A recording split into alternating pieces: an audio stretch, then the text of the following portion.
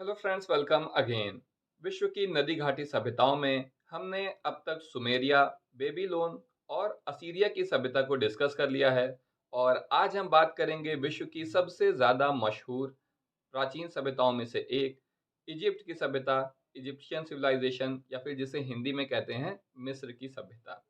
तो आइए चलिए शुरू करते हैं। एक और बात आपके लिए है कि आप में से बहुत से लोग मुझसे पीडीएफ नोट्स की डिमांड करते हैं।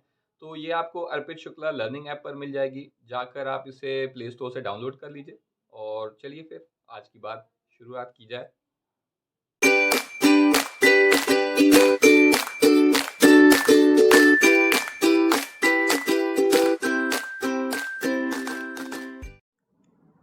प्राचीन मिस्र की सभ्यता का मैप आपके सामने है, जिसमें आप देख सकते हैं कि उत्तर की तरफ जो ब्लू कलर का हिस्सा है वो भूमध्य सागर है, और पूर्व की तरफ नीले रंग का ये जो आपको दिखाई दे रहा है लाल सागर।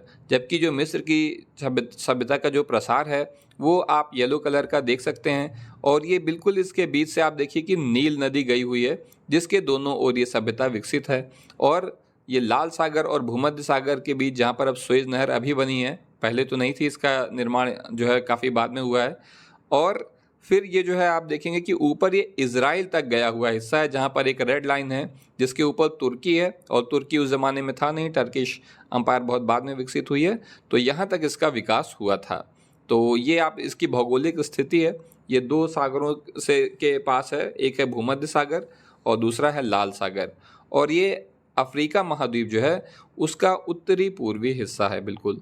तो आइए चलिए अब इसके बारे में हम शुरुआत करते हैं। मिस्र की सभ्यता का विकास वहाँ की प्रमुख नदी नील नदी की तलहटी में हुआ है। जैसा कि अभी आपने मानचित्र में देखा भी कि नील नदी गई है, जिसके दोनों तरफ जो है ये सभ्यता विकसित हुई है। और इसी कारण से इसे नील नदी की घाटी सभ्यता यानी नील नदी घाटी सभ्यता भी कहा जाता है। तो इसके दो नाम हो गए, मिस्र की सभ्यता या नील नदी घाटी सभ्यता। मिस्र अफ्रीका महाद्वीप के उत्तरी पूर्वी भाग में नील नदी की तलहटी में स्थित है। मिस्र एक देश है जो आज भी है। इसको ज़्यादातर वेस्टर्न सिविलाइजेशन में या उधर इजिप्ट बोला जाता है, जबकि इंडिया में से मिस्र के नाम से जाना जाता है। तो दोनों ही इसके नाम है, चाहे आप इसे इजिप्शियन सिविलाइजेशन या मिस्र की सभ्यता दोनों ही कह सकते हैं।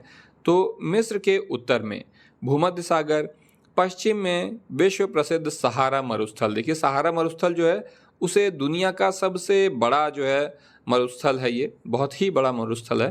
तो इसके जो है उत्तर में क्या है, इसके उत्तर में भूमध्य सागर है, और इसके पश्चिम में जो है आप देख सकते हैं कि सहारा मरुस्थल है, पूर्व में लाल सागर है, और दक्षिण में घने जंगल हैं, क्योंकि फिर वो अफ्रीका का भूमध्य रेखा का क्षेत्र आ जाता है जहाँ से नील नदी की शुरुआत हुई है। और वहाँ पे बहुत ही घने जंगल हैं।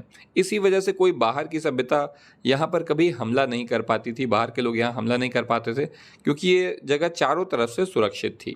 तो हेरोडोटस के अनुसार मिस्र की सभ्यता नील नदी का वरदान है, जबकि सेवाइन ने कहा है कि मिस्र की सभ्यता नील नदी की देन है। और सखाराम देसाई के अनुसार मिस्र की सभ्यता नील नदी का उपहार है। अगर आप अच्छे नंबर पाना चाहते हैं एग्जाम्स में, तो इस तरह के जो है जो महान इतिहासकार हैं या प्रमुख लोग हैं, तो उन्होंने क्या कहा है, उनकी स्टेटमेंट वगैरह आप काफ़ी सारी लिखेंगे तो आपको ज़्यादा अच्छे मार्क्स मिलेंगे। तो इनका इस्तेमाल आप ज़रूर करें अपने आंसर शीट पे। तो अब हम जो है मिस्र की सभ्यता के बारे में और डिटेल में बातें करना शुरू करते हैं। तो सबसे पहले हम देखेंगे कि मिस्र की सभ्यता की खोज कब हुई। तो मिस्र की सभ्यता की खोज का श्रेय नेपोलियन बोनापार्ट को दे दिया जाता है। कैसे? क्योंकि इनके आक्रमण के फलस्वरूप ही इस सभ्यता की खोज हुई थी। 1798 ईस्वी में मिस्र विजय के अभियान के दौरान नील नदी के मुहाने पर स्थित रोजीटा नामक स्थान से एक पत्थर का शिलालेख प्राप्त हुआ, जो 112 सेंटीमीटर लंबा और 70 सेंटीमीटर चौड़ा था। फ्रांसीसी विद्वान शाम्पोलियो ने 1818 ईस्वी में इस लेख को पढ़कर मिस्र की गौरवशाली सभ्यता के रहस्य का उद्घाटन किया।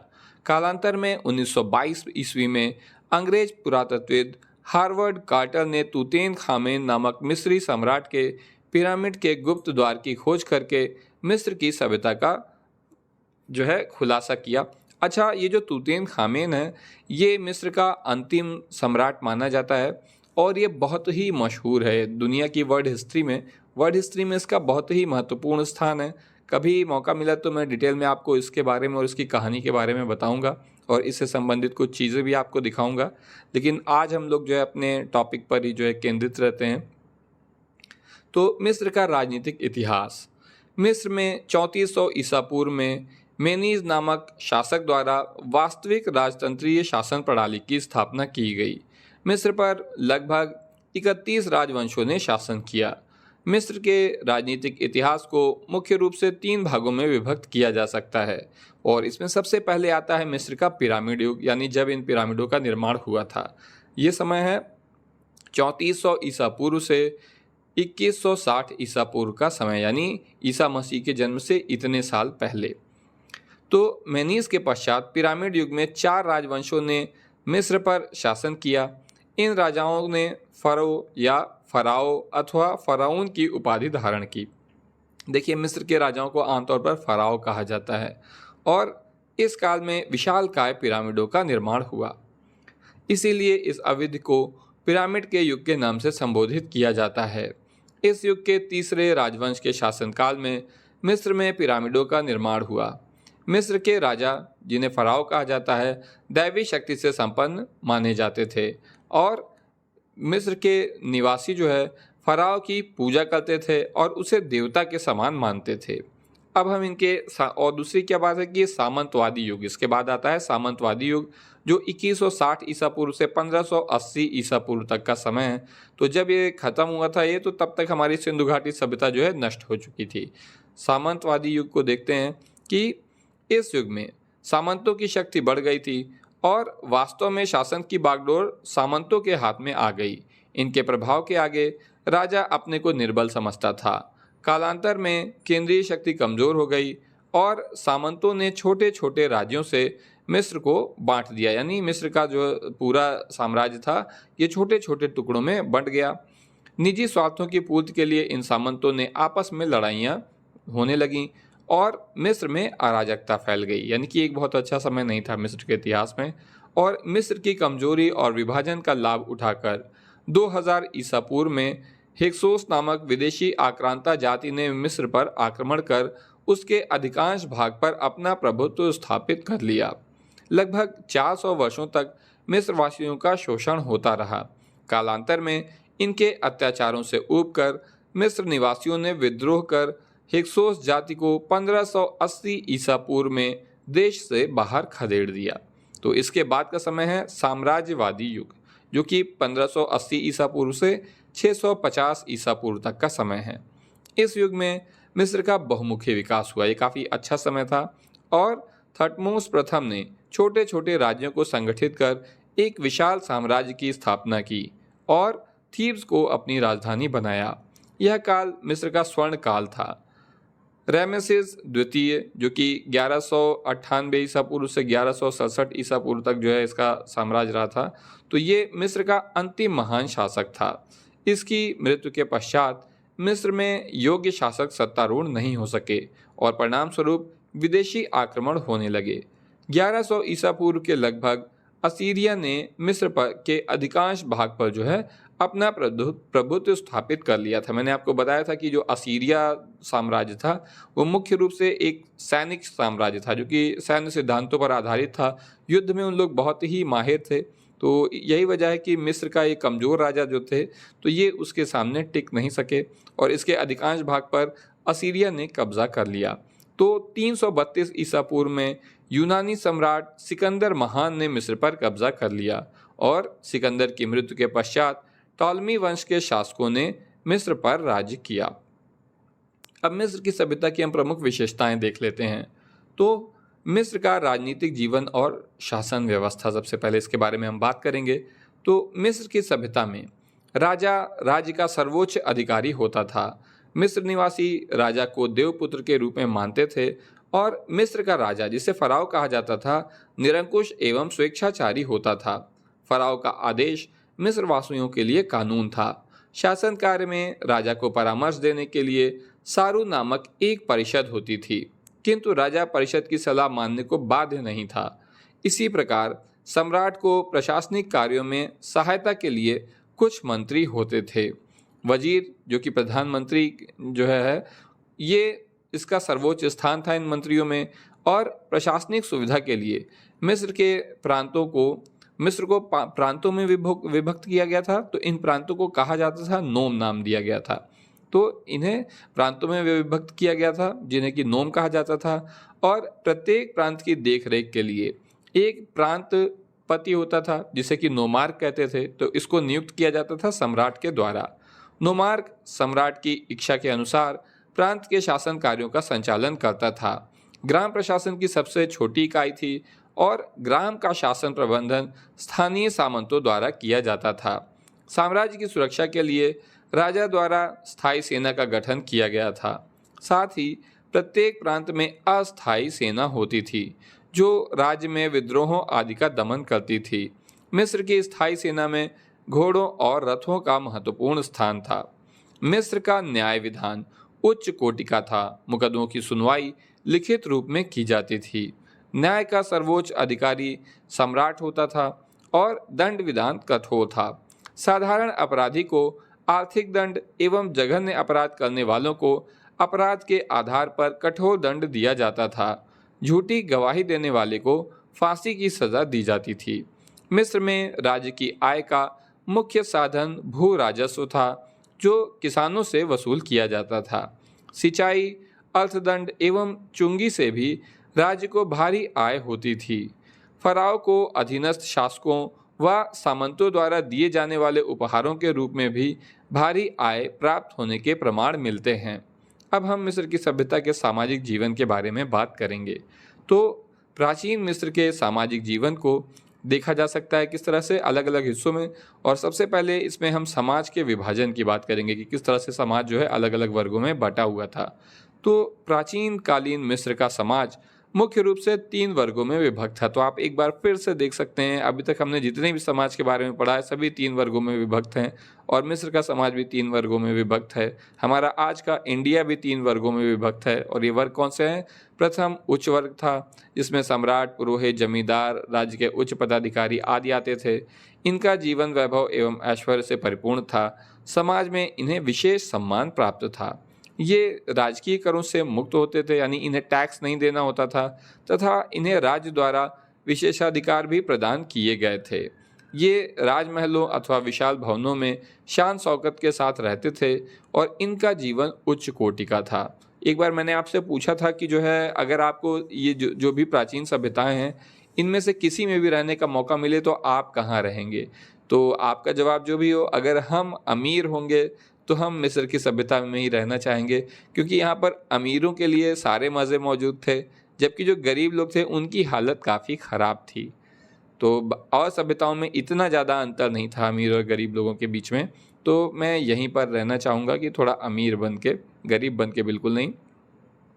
तो चलिए अच्छा आगे देखते हैं कि इनका जीवन ये सब कुछ बहुत अच्छा था। विशेषाधिकार प्रदान थे, राजमहलों विशाल भवनों में लोग रहते ही थे और जीवन भी इनका अच्छी क्वालिटी का था। दूसरा मध्य वर्ग था जिसमें व्यापारी, बुद्धिजीवी, शिल्पी एवं लिपिक आदि आते थे। मिस्री समाज में इनके जीवन का स्तर भी अच्छा था तथा इन्हें भी समाज में आदर और सम्मान प्राप्त था। तीसरा निम्न वर्ग था जिसमें किसान, मजदूर, दास तथा अन्य निर्धन लोग शामिल थे। इस वर्ग की दशा चिंतनीय थी तथा इनका जीवन स्तर निम्न कोटि का था। किसानों को भू स्वामित्व प्राप्त नहीं था, यानी कि जो किसान जिस जमीन पर खेती करते थे वो उसके मालिक नहीं होते थे। सामंतों एवं जमींदारों द्वारा किसानों का शोषण किया जाता था। मजदूरों और दासों की दशा अत्यंत शोचनीय थी और इस वर्ग के लोगों में जबरन बेगार कराया जाता था, यानी इनसे काम तो कराया जाता था लेकिन उसकी कीमत उनको नहीं दी जाती थी। मिस्र के विशाल पिरामिडों का निर्माण दासों द्वारा ही किया गया था। अच्छा, अब जब आप मिस्र के पिरामिड को देखते हैं तो भले ही आपको बड़ा अच्छा लगता हो कितना महान काम हो गया है, लेकिन सोचिए कि उसे किन लोगों ने बनाया होगा और उनसे किस हद तक काम करवाया गया होगा। बिना किसी क्रेन या बिना किसी मशीन के जो है इतने भारी भारी पत्थर कैसे चढ़ाए गए होंगे। तो पिरामिडों को किस तरह से बनवाया गया था? दासों के द्वारा ही बनवाया गया था, ज़बरदस्ती उनसे काम करवा के। और अब हम इनके रहन सहन एवं खान पान के बारे में बात कर लें तो मिस्र वासियों का रहन सहन अच्छा था। उच्च वर्ग के लोग आलीशान महलों में तथा निम्न वर्ग के लोग कच्चे मकानों में रहते थे। स्त्रियों और पुरुषों दोनों में ही आभूषण के प्रति प्रेम था।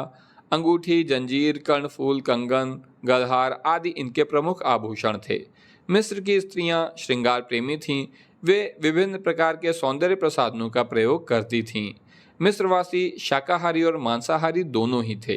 गेहूं, जौ, चावल, फल, दूध और दही शाकाहार करने वालों का मुख्य भोजन था, जबकि मांसाहारी लोग सूअर व मछली आदि के मांस का प्रयोग करते थे। मिस्रवासियों के मदिरा पान करने के भी संकेत मिलते हैं। अब हम इनके मनोरंजन के बारे में देखते हैं तो पशुओं की लड़ाई, नृत्य, संगीत, शारीरिक कलाबाजी, कुश्ती, पक्षियों की लड़ाई एवं मछली मारना आदि इनके मनोरंजन के मुख्य साधन थे। और इस ज़माने में महिलाओं की क्या स्थिति थी, आइए देखा जाए तो मिस्र में नारियों की स्थिति पर्याप्त अच्छी थी। उन्हें समाज में आदर व सम्मान प्राप्त था, साथ ही इन्हें राजनीतिक अधिकार भी प्राप्त थे। परिवार की संपूर्ण धन संपत्ति पर स्त्री का अधिकार होता था। मिस्र का समाज मात्र सत्तात्मक था, यानी परिवार की मुखिया जो है महिला होती थी। फलतः स्त्रियां पुरुषों पर शासन करती थीं। सामान्यतया मिस्र में एक विवाह की प्रथा थी, किंतु राजा व धनी वर्ग के लोग एक से अधिक विवाह भी करते थे। स्त्रियों की स्थिति स्पष्ट करते हुए सेवाइन कहते हैं कि मिस्र में नारी का जो सम्मान था उसकी समानता प्राचीन सभ्यताओं में कोई दूसरी सभ्यता नहीं कर सकती है। इखरातन की महारानी नफरतीति, हेटशेप्सुत तथा क्लियोपेट्रा यहाँ की प्रसिद्ध महिलाएं थीं, जिसमें से जो क्लियोपेट्रा हैं ये तो बहुत ही ज़्यादा फेमस हैं वर्ल्ड हिस्ट्री में। और अगर आप इनके बारे में नहीं जानते हैं तो किसी वीडियो में इसको भी हम लोग डिस्कस किया जाएगा। तो आप देख सकते हैं कि जो पुरानी प्राचीन सभ्यताएं हैं सबसे कौन कौन ही हैं। सबसे प्राचीन सभ्यताओं में एक तो आपकी जो है ये असीरिया वाली सभ्यता हो गई, असीरिया मेसोपोटामिया की सभ्यता है, और दूसरी आपकी ये मिस्र की सभ्यता है, सिंधु घाटी सभ्यता है, और प्राचीन चाइना की सभ्यता है। तो इन चारों में महिलाओं की स्थिति सबसे ज़्यादा अच्छी मिस्र की सभ्यता में थी, क्योंकि इनका समाज ही मात्र सत्तात्मक था, जबकि बाकी सभी सभ्यताएं पितृसत्तात्मक हैं, यानी कि पिता परिवार का मुखिया होता था। तो अब हम मिस्र की सभ्यता के आर्थिक जीवन के बारे में बात करेंगे।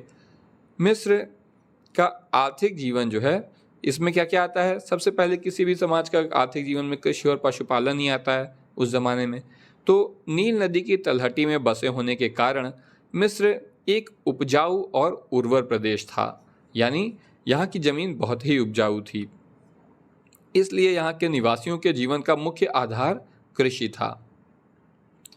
मिस्र की बहुसंख्यक यानी कि लगभग 80% जनता जो थी वो खेती करते हुए अपना भरण पोषण करती थी। गेहूं, जौ, कपास, पटसन, खजूर, अंगूर आदि मिस्रवासियों की प्रमुख फसलें थीं। तो आप देख सकते हैं कि लगभग सभी सभ्यता में गेहूं का इस्तेमाल हो रहा है, लेकिन चावल कहीं नहीं हो रहा है। तो चावल की खेती गेहूं के काफ़ी बाद में शुरू हुई थी, और ऐसा माना जाता है कि उसकी शुरुआत सिंधु घाटी सभ्यता से ही रही होगी। तो गेहूं, जौ, कपास, पटसन, खजूर, अंगूर ये सब मिस्रवासियों की प्रमुख फसलें थीं, और कृषि कार्य के लिए कृषकों की राजकीय सुविधाएं दी जाती थीं, यानी कि सरकार भी इसमें मदद करती थी। सिंचाई की सुविधा के लिए शासन की ओर से पक्की नहरों का निर्माण कराया गया था। राजकीय कर्मचारी कृषकों से लगान वसूलते थे, और ये लगान बहुत ही क्रूरता से वसूले जाते थे। लगान अदा न करने वाले कृषक को कठोर दंड दिया जाता था। नील नदी पर बांध बनाए गए थे तथा नहरें निकाली गई थीं। मिस्र के निवासी कृषि के साथ साथ पशुपालन भी करते थे। गाय, बैल, भेड़, बंदर और बहुत से जानवर जो हैं उनके पालतू पशु थे। गधे भी उनके पालतू पशु थे। गधे और बैल का प्रयोग कृषि कार्य में भी किया जाता था।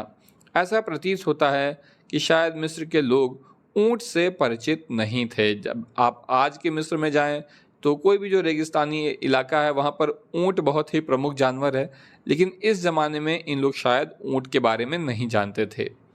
तो अब हम उद्योग धंधों के बारे में बात कर लेते हैं और व्यापार के बारे में। मिस्रवासियों ने उद्योग के क्षेत्र में पर्याप्त उन्नति कर ली थी। वे पत्थर काटने व तराशने, मिट्टी व धातु के बर्तन व आभूषण, कांसे व तांबे के औजार, लकड़ी के फर्नीचर और नाव, जहाज आदि बनाने में कुशल थे। मिस्र के लोग पेपरिस नामक पौधे से कागज बनाने की कला भी सीख चुके थे। मिस्र में व्यापार एवं वाणिज्य उन्नत अवस्था में था। आंतरिक व्यापार मुख्य रूप से नील नदी द्वारा होता था और भारत, अरब, सूडान आदि देशों के साथ मिस्र के व्यापारिक संबंध बने हुए थे। आयात और निर्यात मिस्र की अर्थव्यवस्था का एक प्रमुख आधार था। 1900 ईसा पूर्व के लगभग रूम सागर और काला सागर को मिलाती हुई एक नहर का निर्माण किया गया। तो देखिए यही बात हो रही है सुएज नहर की, और इस नहर द्वारा व्यापार किया जाता है। अच्छा नहीं, ये इसकी बात नहीं हो रही, ये रूम सागर की बात हो रही है। रूम सागर और काला सागर के मिलाने वाली नहर बनाई गई थी 1900 ईसा पूर्व में, और इसके द्वारा व्यापार किया जाता था। मिस्र की सभ्यता के धर्म के बारे में अब देखते हैं। तो प्राचीन मिस्र के लोग बहुदेववादी थे। वे अनेक देवी देवताओं की उपासना करते थे और संपूर्ण मिस्र में यहाँ के प्रत्येक नगर का एक प्रधान देवता होता था। मिस्र में इस प्रकार के देवी देवताओं की संख्या 2200 के लगभग थी। सूर्य मिस्र के सबसे महान और महत्वपूर्ण देवता थे, जिन्हें रा, होरस, एटन आदि नामों से पुकारा जाता था। मिस्रवासियों का दूसरा प्रमुख देव ओसिरिस था। इसकी पूजा नील नदी के देवता के रूप में की जाती थी। इसके अतिरिक्त आइसिस यानी कि पृथ्वी की देवी, सिन यानी चंद्रमा, नूत यानी कि आकाश का देवता आदि की भी आराधना मिस्र में की जाती थी। मिस्र के लोग देवी देवताओं के साथ साथ विभिन्न प्रकार के पशु पक्षियों, वनस्पतियों और सम्राटों की भी पूजा अर्चना करते थे। आपको बताया था कि यहाँ के सम्राट हैं जिन्हें फराव कहा जाता था, तो ये भी देवता के रूप में जनता के बीच देखे जाते थे। तो मिस्र के लोग लोकोत्तर जीवन एवं पुनर्जन्म में विश्वास करते थे। वे अपने व्यक्तियों के मृत शरीर को सुरक्षित रखने के लिए पिरामिडों का निर्माण किया करते थे, और ये मृत शरीर को दफनाते समय दैनिक जीवन में उपयोग की वस्तुएं एवं सुख सुविधा की वस्तुएं पिरामिडों में रखते थे। मिस्रवासी मृतक के शव को एक विशेष प्रकार के रासायनिक लेप लगाकर एक संदूक में बंद करके सुरक्षित रख देते थे। इसे मिस्र में मम्मी कहा जाता था। मिस्रवासियों ने अपने देवी देवताओं के लिए विशाल मंदिर बनाए, जिनमें कारनाक और अबू सिम्बल का मंदिर विश्व प्रसिद्ध है। मिस्र के प्रसिद्ध शासक इखरातन ने बहुदेववादी पूजा पद्धति का विरोध किया और उसने संपूर्ण मिस्र में एकेश्वरवादी उपासना का सिद्धांत प्रचलित किया। एटन यानी कि सूर्य को उसने संपूर्ण संसार का निर्माता तथा स्वामी बताया। कालांतर में उसकी मृत्यु के साथ ही एकेश्वरवाद भी समाप्त हो गया। अब हम प्राचीन मिस्र के साहित्य, विज्ञान और कला के बारे में बात करेंगे। तो सबसे पहले हम स्थापत्य कला के बारे में बात करेंगे, और स्थापत्य कला तो काफ़ी फेमस है ही मिस्र की। तो आइए देखा जाए। स्थापत्य कला के क्षेत्र में मिस्र के शिल्पकारों का कौशल उच्च कोटि का था। मिस्र के शासकों ने भव्य मंदिर और विशालकाय पिरामिडों का निर्माण कराया। मिस्र के पिरामिडों की स्थापत्य कला आज के शिल्पियों के लिए भी आश्चर्य का विषय है। मिस्रवासियों ने 70 पिरामिडों का निर्माण किया। इनमें गीजा का पिरामिड तो संसार भर में प्रसिद्ध है। इस पिरामिड का निर्माण लगभग 2650 ईसा पूर्व में, तो यहाँ पर देखिए ईस्वी गलती से लिख गया है, आप इसे ईसा पूर्व करिएगा। 2650 ईस्वी तो अभी आया ही नहीं है। तो लगभग 2650 ईसा पूर्व में सम्राट सियोफ यानी खुफू द्वारा कराया गया था। यह पिरामिड 13 एकड़ जमीन में फैला हुआ है और इसमें 2.5 टन वजन के लगभग 23 लाख पत्थर का इस्तेमाल किया गया है। तो देखिए ये है आपका पिरामिड, ये गीज़ा का मशहूर पिरामिड, और इसकी लंबाई 755 फीट और ऊंचाई 80 फीट है। इस पिरामिड को बनाने में लगभग 20 वर्षों का समय लगा, जिसमें लगभग 1 लाख मजदूर काम करते थे। मिस्र के पिरामिडों को प्राचीन संसार की 7 आश्चर्यजनक चीज़ों में रखना बिल्कुल उचित है, और वास्तव में पिरामिड मिस्र के राजाओं के मकबरे थे। यानी कि मिस्र के राजाओं की जो लाश होती थी उसे यहाँ पर रखा जाता था, और उसे सुरक्षित रखने के लिए यहाँ पर ये पिरामिड बनाए गए थे। मिस्र निवासियों ने अनेक भव्य एवं विशालकाय मंदिरों का निर्माण किया। उनमें कारनाक, अबू सिम्बल एवं लक्सोर के मंदिर तो अपनी कलात्मकता एवं भव्यता के लिए संसार भर में प्रसिद्ध हैं। कार्नाक के मंदिर का 79 फीट ऊंचाई वाले 136 खंभों पर निर्मित है। तो देखिए आपका कार्नाक का मंदिर चित्र में आपके सामने मौजूद है। तो ये देखिए साइड में खंभे भी बने हुए हैं, तो इनकी ऊंचाई 79 फीट है और ऐसे 136 खंभे हैं इस मंदिर में जिनके ऊपर ये मंदिर टिका हुआ है। इसके शिखर पर एक साथ 100 व्यक्ति आसानी से खड़े हो सकते हैं। इस मंदिर की दीवारों पर की गई चित्रकारी एवं स्तंभों की कलात्मकता मिस्र की स्थापत्य कला का ज्वलंत उदाहरण है।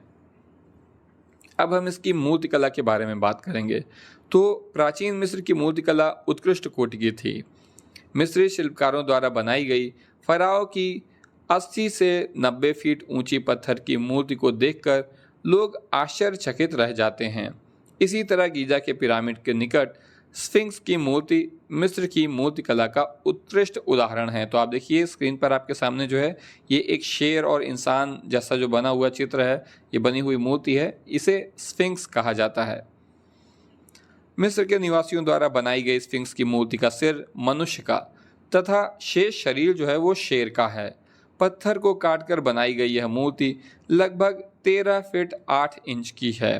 गीजा के पिरामिड के निकट स्थित एक विशालकाय मूर्ति है जिसकी लंबाई 160 फीट तथा ऊंचाई 80 फीट है। इसके अतिरिक्त राजा तथा रानियों की धातु मूर्तियां भी बनाई गई हैं। धातु मूर्तियों में पेपी प्रथम की ताम्र निर्मित मूर्ति संसार भर में प्रसिद्ध है। अब हम इसकी चित्रकला के बारे में बात कर लेते हैं। तो मिस्र के चित्रकार भी कुशल हस्त थे, यानी वो काफ़ी योग्य थे और मिस्र के चित्रकारों ने मंदिरों की दीवारों, महलों के कक्षों एवं पिरामिडों के अंदर बड़े ही जीवंत एवं आकर्षक चित्र बनाए। मिस्र के चित्रकार मुख्य रूप से राजाओं के दरबार, शिकार के दृश्य, नाव, पशु पक्षी तथा प्रकृति के चित्र उकेरने में रुचि रखते थे। अब हम इनके शिक्षा एवं साहित्य को देखेंगे। तो विश्व में सर्वप्रथम शिक्षा का विकास मिस्र में ही हुआ, ये एक बहुत ही महत्वपूर्ण बात है। और यहाँ मंदिरों में पुरोहितों द्वारा शिक्षा दी जाती थी।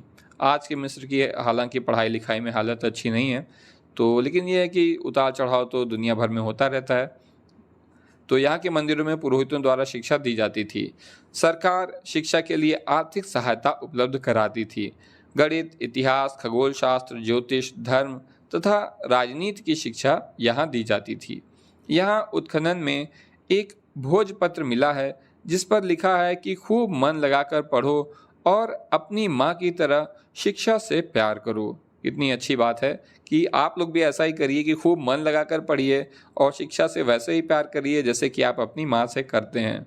तो यहाँ की शिक्षाओं का संग्रह आत्माओं की पुस्तक, जिसे कि बुक ऑफ डेड्स कहा जाता है, इसके नाम से प्रसिद्ध है और इनमें धार्मिक विषय, प्रेम गीत, कविताएं, स्मृतियाँ, वंशावलियों तथा नीति के उपदेश प्राप्त हुए हैं। हेरोडोटस के अनुसार संसार के प्राचीन साहित्य और शिक्षा के क्षेत्रों में कोई ऐसा देश नहीं है जिसकी तुलना मिस्र से की जा सके। ये लाइन आप ज़रूर लिखिएगा अपने एग्ज़ाम में। और अब हम जो है लेखन और कला के बारे में बात करेंगे। तो लेखन कला के संबंध में मिस्रवासियों का प्रथम स्थान है।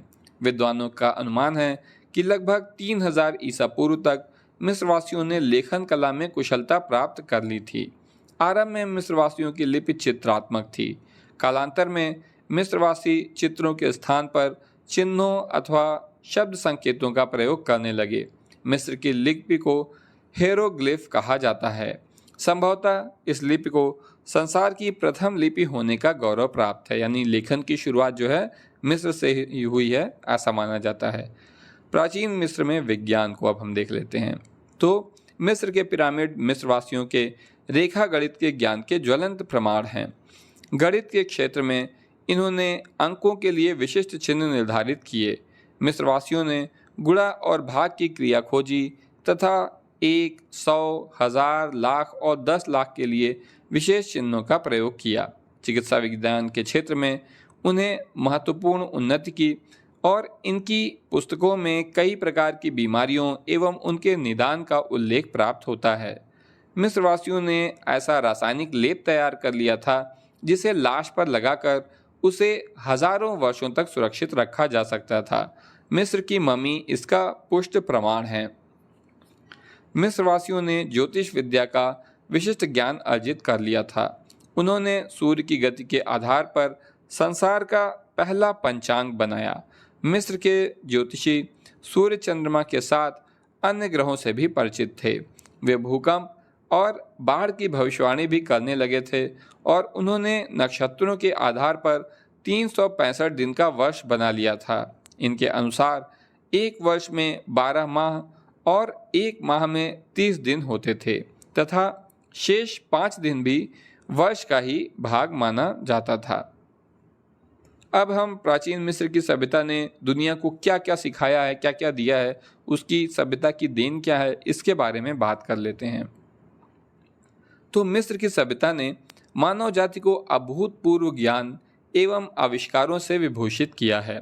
मात्र सत्तात्मक परिवार, वर्णमाला एवं कागज व स्याही का ज्ञान, सिंचाई के तरीके, बांधों व नहरों का निर्माण, कर वसूली यानी कि टैक्सेशन का सिस्टम और पंचांग का निर्माण, पिरामिडों का निर्माण, भव्य एवं विशालकाय मंदिर, अंक चिन्हों का ज्ञान, गुणा भाग की क्रिया का ज्ञान तथा रासायनिक लेप लगाकर शव को मम्मी में रखकर शताब्दियों तक सुरक्षित रखने का ज्ञान मिस्रवासियों की ही देन रही है।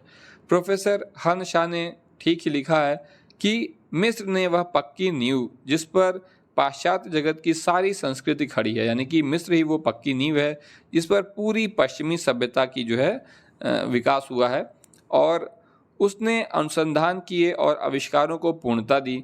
यहाँ पर मिस्र की बात हो रही है कि प्राचीन मिस्र जो था उसने अनुसंधान किए और आविष्कारों को पूर्णता दी जो मानव जाति की परंपराओं का बहुमूल्य अंग है। यानी कि अब आप अगर आज की पश्चिमी सभ्यताओं को देख रहे हैं जैसे अमेरिका, इंग्लैंड वगैरह, तो इन सब का जो फाउंडेशन है, जो आधार है, वो मिस्र की सभ्यता है। अगर आप प्राचीन सभ्यताओं में देखें तो सबसे पश्चिम में मिस्र की सभ्यता ही है। इसके पूर्व में आपकी जो है मेसोपोटामिया की सभ्यता है, उसके भी पूर्व दिशा में सिंधु घाटी की सभ्यता है और सबसे पूर्व में चाइना यानी कि प्राचीन चीन की सभ्यता है। तो आप देख सकते हैं कि जो प्राचीन मिस्र है वही आधार है आज के पश्चिमी सभ्यता का। अब हम जो है इसी आधार पर संक्षेप में कह सकते हैं कि साम्राज्यवादी शासन एवं संगठित सरकार की नींव जो है मिस्र ने ही डाली है।